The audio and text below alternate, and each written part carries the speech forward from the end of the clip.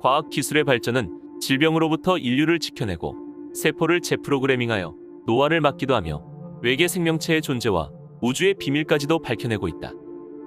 과학은 인류에게 풍요를 가져다 주지만 동시에 대량 살상이나 사회 질서 붕괴의 위험을 끌어올리기도 했다. 케임브리지 대학교 명예교수인 마틴 리스는 과학 기술의 오용이 세계적인 종말로 이어지거나 극단적인 사상을 가진 한 사람이 인류 전체를 재난에 빠뜨릴 위험이 있음을 경고했다. 과연 인류는 어떤 미래를 맞이하게 될까? 인류의 미래를 묻다라는 책은 하루가 다르게 급변하고 있는 미래에 대해 당대 최고의 과학자 파린의 눈을 빌려 인류가 맞이할 새로운 세계를 전망한다. 아직까지 밝혀지지 않은 과학의 영역에 과감하게 도전하고 발생할 가능성이 있는 문제를 미리 대비할 때 인류는 더 나은 내일로 나아갈 수 있을 것이다. 오늘은 세계 최고 과학자 파린이 예측하는 인류의 미래를 담은 책, 인류의 미래를 묻다에 대해 이야기해보겠다.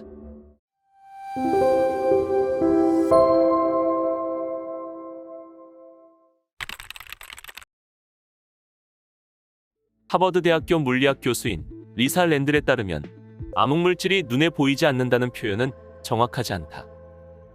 우리는 자신의 눈에 보이는 것만 실제한다고 생각하는데 안경을 쓰고 있는 사람은 렌즈를 통해 들어온 영상을 뇌가 처리해서 보듯이 모든 물질을 반드시 직접 보는 것은 아니다. 마찬가지로 암흑물질은 우주에 존재하는 물질 중 하나지만 빛을 방출하지도 흡수하지도 않기 때문에 눈으로 직접 볼 수 없다. 현재 밝혀진 것은 암흑물질과 보통 물질이 중력을 통해 상호작용한다는 것뿐이며 우리는 그것이 중력을 통해 상호작용한다는 증거를 관측할 수 있다. 암흑물질의 존재를 상정하면 우주 현상이 모두 정확하게 들어맞는다. 이는 암흑물질이 존재하는 증거라고 할 수 있으며 그런 의미에서 암흑물질을 보았다고 하는 것이다. 여기서 버려야 할 것은 모든 물질이 원자로 이루어져 있다는 고정관념이다. 우주를 구성하는 미지의 물질에는 원자 이외의 것으로 이루어진 물질이 있을지도 모른다. 눈에 보이지 않는 것과 모르는 것을 존재하지 않는다라고 믿는 오만함은 우리가 지닌 감각의 한계 때문이며 우주에는 우리가 알아낼 수 없는 방법으로 상호작용하는 물질도 존재한다. 그는 암흑물질이야말로 공룡을 멸종시킨 원인이라고 생각한다. 지질학자와 고생물학자가 관측한 결과들은 6,600만 년 전 거대한 혜성이 지구와 충돌해 공룡을 비롯한 지구상의 생물 70% 이상이 멸종했다는 가설을 뒷받침하기 때문이다. 그의 생각이 맞다면 공룡을 멸종하게 만든 혜성 충돌은 우리 은하의 중간면에 있는 암흑물질 원반이 일으키는 중력 때문이었다고 볼 수 있다. 지구상에는 지름 20km가 넘는 크레이터가 20개 이상 확인되었는데 유성체 충돌은 3천만 년에서 3,500만 년 주기로 나타나고 이 유성체의 충돌 주기도 암흑물질과 관련이 있을지 모른다. 우주라고 하면 보통 사람들은 외계 생명체부터 떠올릴지도 모르는데 외계 생명체의 존재 역시 부정할 수 없다. 어떻게 그 존재를 찾아야 할지 방법을 모른다고 하면 이해하지만 외계 생명체가 존재할 리 없다고 생각하는 이유는 그로선 이해하기 어려운 문제다. 행성에 외계 생명체가 존재하거나 존재하지 않는 데는 어떤 차이가 있는지 그 이유를 먼저 알아내야 한다. 하지만 극한 환경에 사는 지구상의 생명조차 아직 밝혀내지 못한 게 많다. 애초에 지금 우리가 생명이라고 여기는 것만이 생명일까? 하버드 대학교 유전학 교수인 데이비드 싱클레어에 따르면 노화는 질병이기 때문에 치료할 수 있다. 치료할 수 있다는 말은 노화를 일으키는 원인과 노화를 늦추는 방법을 이전보다 많이 알아냈다는 뜻이다. 그의 연구에 따르면 노화는 신체 정보의 상실로 일어난다. 그 정보는 세포가 적절한 유전자를 적절한 시기에 읽도록 하는 시스템인데 이 능력을 잃게 되면 시간이 지날수록 병에 걸리기 쉽다. 하지만 운동을 꾸준히 하거나 건강한 식단을 유지하면 정보가 상실되는 속도를 줄일 수 있다. 노화의 원인은 유전자가 아니라 생활 습관에 있기 때문이다. 바쁜 현대인이 실천하기 가장 쉬운 생활 습관은 먹는 횟수를 줄이는 것인데 시르투인이라는 장수 유전자는 영양이 부족하지 않은 공복 상태일 때 활성화되고 운동은 시르투인 유전자에 스위치를 켜주는 효과가 있다.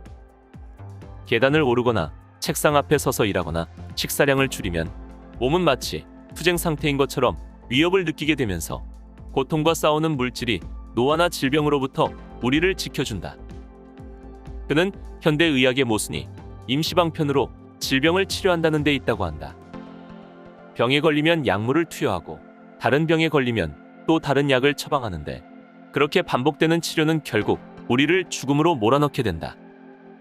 나이가 들어도 뇌 건강을 지키는 가장 효과적인 방법은 마음을 평온하게 하고 스트레스를 쌓아두지 않는 것이다. 뇌가 너무 흥분하면 노화가 빨라지기 때문에 명상으로 정신을 가다듬거나 기억력 훈련을 하는 것도 효과적이다. 노화를 지연시키는 가장 중요한 요소는 비만을 예방하기 위해서 운동을 하는 것인데 매일 10분 정도 계단을 오르거나 계속 앉아만 있지 말고 가끔 서서 작업하는 것도 좋다.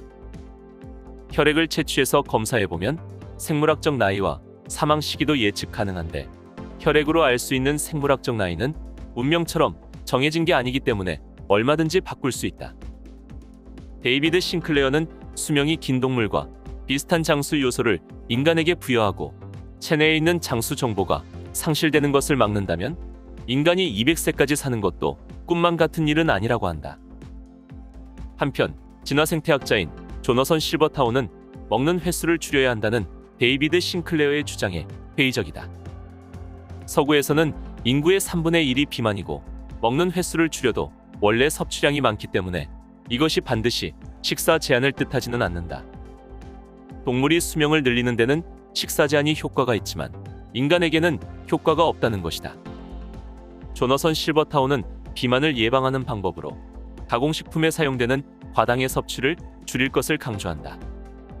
과당이 체내에 많이 쌓이면 간에 악영향을 미치고 비만이 된다는 사실이 밝혀졌기 때문이다. 천체물리학자인 마틴 리스는 제3차 세계대전이 일어나면 불과 몇 분 안에 전쟁이 종결될 것이라고 말한다.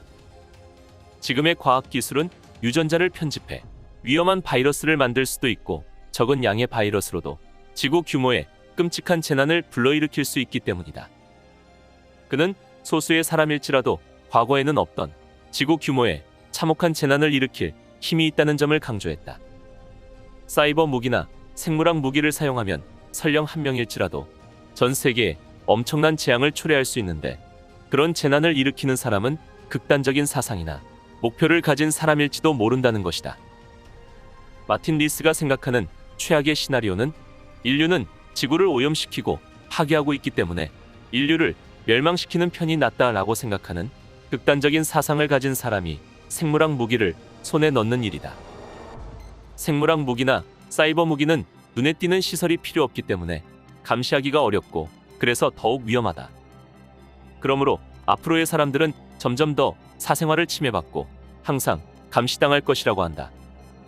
개인 프라이버시보다 안전이나 보안을 더 중요시하기 때문에 전 세계적으로 감시 카메라도 늘어나는 추세이다.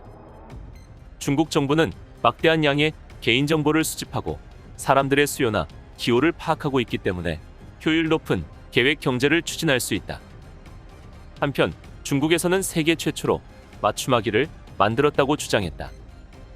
마틴 리스는 미래에 이런 일이 가능하더라도 윤리적인 문제가 남기 때문에 이러한 연구를 규제해야 한다고 주장하면서도 인지력 저하나 우울증 같은 증상이 나타나는 유전병은 유전자 편집으로 제거하면 치료할 수 있다고 한다. 그는 앞으로의 인류가 화성으로 이주할 가능성이 크다고 했다. 지구의 규제를 벗어나 화성에서 맞춤 아기를 만들어낼지도 모르고 지구와는 다른 중력과 기압을 가진 화성에 적응하기 위해 유전자 편집뿐만 아니라 기계와 합쳐진 사이보그 기술을 사용할지도 모른다고 한다.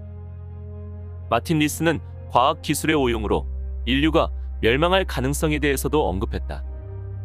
역사상 세계 일부 지역에서 문명이 파괴된 적이 여러 번 있었기 때문에 지금처럼 유례없을 만큼 세계가 서로 가까운 상황에서는 새로운 과학 기술의 오용이 세계적인 종말을 몰고 올 가능성이 크다는 것이다. 재앙이 세계 규모로 크게 일어난다면 한 지역의 재난으로 그치지는 않을 것이다. 그는 팬데믹이 일어나기 전부터 이미 바이러스의 위험성을 지적해왔고 팬데믹이 일어나면 점차 사회 질서가 붕괴될 것이라 경고했다. 이들을 인터뷰한 저널리스트는 유전자 편집이라는 말을 처음 접했을 때 침범해서는 안 될 신의 영역에 인류가 발을 들여놓았다는 생각에 온몸이 떨렸다고 한다. 사람은 자연 바깥에 있는 존재가 아니라 자연의 일부라고 생각했기 때문이다. 인생의 시계바늘을 거꾸로 돌리는 기술 또한 자연을 주무르는 일에 속한다고 주장하는 사람이 있을 것이다. 하지만 너무 걱정할 필요는 없다. 유전자 편집 기술로 노벨 화학상을 받은 제니퍼 다우드나 박사에 의하면 과학 기술은 결코 뒤로 물러서지 않는다. 그것이 유전질환이든 기후변화와 같은 환경 분야든 결국 인류가 직면한 커다란 문제를 해결할 수 있을 것이다. 인류는 앞으로 어떤 미래를 맞이하게 될까? 이 책, 인류의 미래를 묻다는 오늘 소개한 이야기 외에도 현재 과학계에서 논의되고 있는 쟁점들을 토대로 각 분야에서 가장 주목받고 있는 과학자 8인의 시선으로 오늘을 살아가는 우리가 꼭 알아야 할 인류의 과제와 나아갈 길을 제시한다. 한 가지 확실하게 말할 수 있는 건 우리는 반드시 인류가 나아갈 길을 찾을 것이다. 지금까지 그래왔던 것처럼.